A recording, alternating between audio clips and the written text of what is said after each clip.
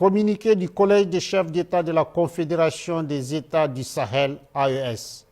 Le Collège des chefs d'État de la Confédération AES regrette la destruction d'un drone des forces armées et de sécurité de la République du Mali, immatriculé TZ-98D, suite à un acte d'hostilité du régime algérien dans la nuit du 31 mars au 1er avril 2025 à Tizawaten, cercle d'Abebara de la région de Kidal.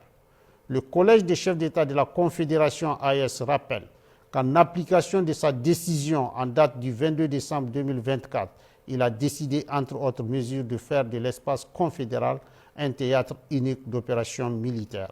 Par conséquent, le Collège des chefs d'État de la Confédération de l'AES considère la destruction du drone des forces armées de sécurité maliennes comme étant une agression visant tous les États membres de la Confédération AES et une voie perfide de promouvoir le terrorisme ainsi que de contribuer à la déstabilisation de la région.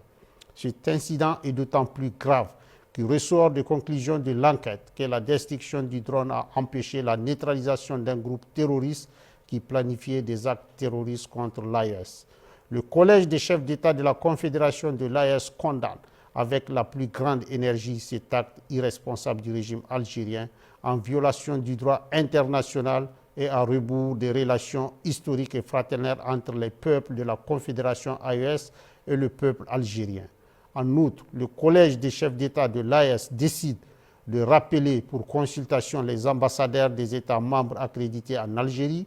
Le Collège des chefs d'État de l'AES, d'une part, rappelle au régime algérien que l'éradication du terrorisme demeure une lutte existentielle pour l'AES. D'autre part, exige de lui d'adopter une posture constructive et de contribuer enfin à la promotion de la paix et de la sécurité dans notre région.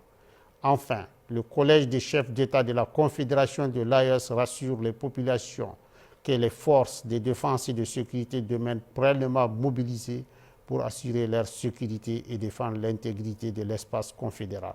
Fait à Bamako le 6 avril 2025.